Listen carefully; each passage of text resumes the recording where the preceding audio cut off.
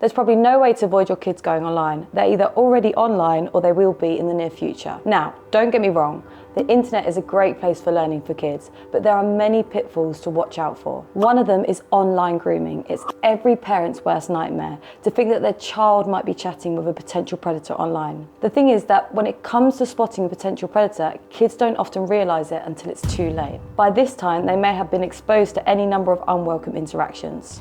Who are these predators?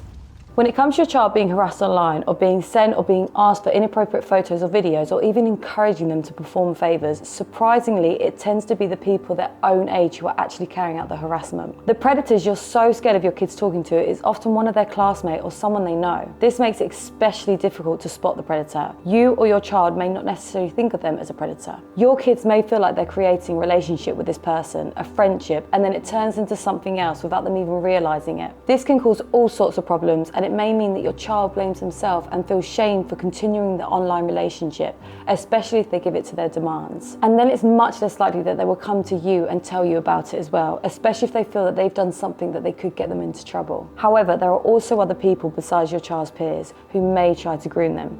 Someone who pretends to be a child or teen in order to gain their acceptance. Someone who pretends to have the same interest or upbringing as your child to try to form bonds with them. These are normally the ones we think about when it comes to sexual predators.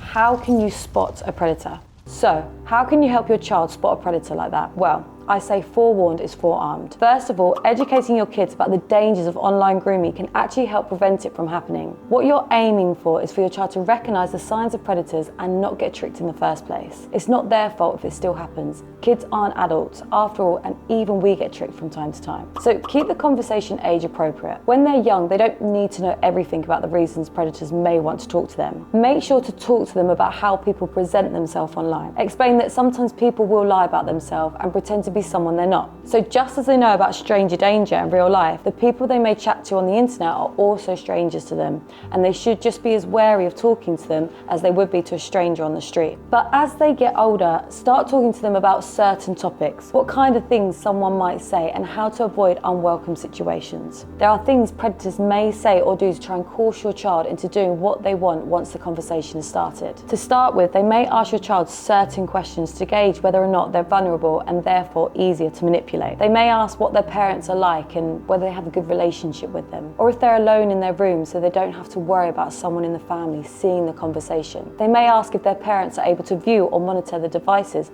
with shared password or apps like FamiSafe. There are other signs of potential predators too. They will nearly always try to keep their interaction secret. They may also try to get them to talk on a different platform, maybe something like Telegram that encrypts messages so they can't be tracked as easily. If they're pretending to be someone else, they'll never want to go on camera, and then they'll be found out for not being who they say they really are. They'll most certainly lie to get what they want, and if your child tries to cut contact or block them, they may even follow them to another chat room or harass them on another app. They'll become more controlling and manipulative over time, and they'll establish a connection with your child. They may become angry and abusive if your child doesn't comply, and they may start using threats and cautions to make your child do what they want. The signs can be subtle in the beginning. Your child may feel like they're making a new friend and not want to upset them by saying no to their requests. But if you make sure that they are armed with as much knowledge as possible about how to stay safe, if you set up rules for good online behaviour and monitor their online interactions, then even if they don't spot the predators that are most certainly out there, they will stay safe by not being vulnerable to attack in the first place.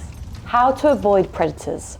So, there are certain things you can teach your kid from a young age on how to avoid predators. Make some of these a conversation and a house rule for everyone to abide by. Explain that it's for their own safety and not to spoil their fun. Add only people they know. Some 70% of teens in the US accept friend requests from people they don't know. This is mostly because they want to appear to be popular with their friends, but it's also down to not understanding the dangers of allowing those people into their lives. Lots of apps ask for personal details about you when you sign up. So once your child adds someone on certain apps like Facebook, they then gain access to any information that your child has set to share with their friends. This could include information about where they live, their schools, and their routine. Even if most of the privacy settings are high, predators can go through their profiles, finding information from photos, or even checking other friends who have commented or even liked on their content. Other friends may have public profiles that are open for anyone to look at and browse through, and profiles may include details about your child. Apps like Snapchat will even show your child's live location to friends. Great if you're meeting an actual friend, but not so great if that person is a stranger to them. Never share personal details, ever. So, adding people is one way of people gaining access to your child's personal details. Another way is just straight out asking for them. Make it a rule that they never share personal information such as their full name, phone numbers, address, school name, or any other detail about themselves or their family members or friends online. Also explain the importance of not telling people this information. Never share explicit photos or videos of themselves. The rule should be that if there's a picture or video that they would be embarrassed about in front of classmates or teachers or parents, then they should not share it. Explain to them that once something is set, then there's no getting it back. The person they send it to could share it with other people, use it to blackmail them, or they could post it online and it would be very difficult to take it down once it's out there. Make it absolutely clear to your child that if anyone asks them to send suggestive pictures or videos, they should immediately end the conversation, log off and inform a trusted adult. The same thing goes that if they get any pictures like that sent to them as well. No private real life meetups. Remind your children often that they should never meet in person with someone they've met online without telling a parent or guardian and getting consent. This could put them in a grave danger of harm, and they need to know that this is a line that must not be crossed under any circumstances. Use the FamiSafe app.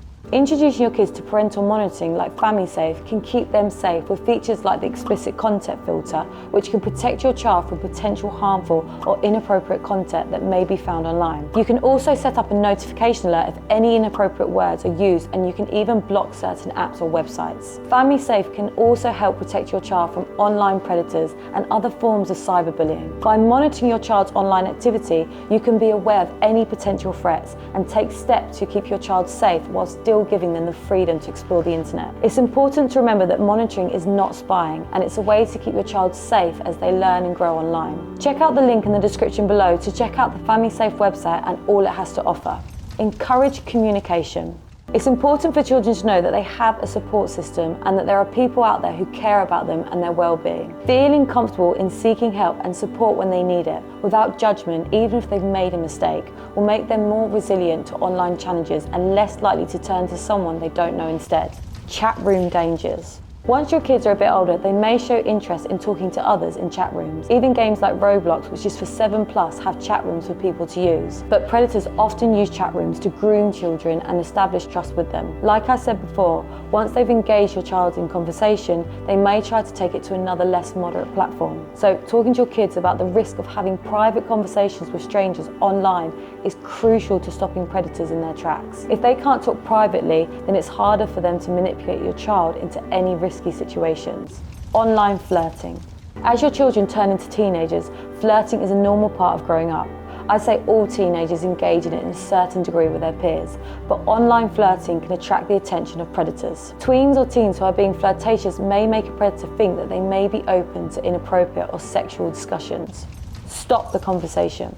Lastly, teach your child how to block someone who is behaving inappropriate and how to go about reporting them to the app or website developers. If the behavior they have encountered is of a serious nature, then tell them to inform you or a trusted adult immediately. Let them know that you will support them in reporting to any authorities. It's important to remember that internet safety is an ongoing conversation and not just a one-time talk. As your child grows and starts using the internet in new ways, be sure to continue the conversation and update their safety strategies accordingly. Not talking to them about it can actually increase the risk of them being exposed to online threats. In this case, ignorance is the most certainly not bliss. With cybercrime rising year by year, it's so important to make sure our kids are educated about all the risks they can encounter. If you know someone who might benefit from this video, then share it far and wide and let us know your experiences online. Have you or your kids had to deal with inappropriate behavior online? What did you do about it? I'd love to hear about it in the comments. It can really help others by sharing our experiences. Until next time, bye.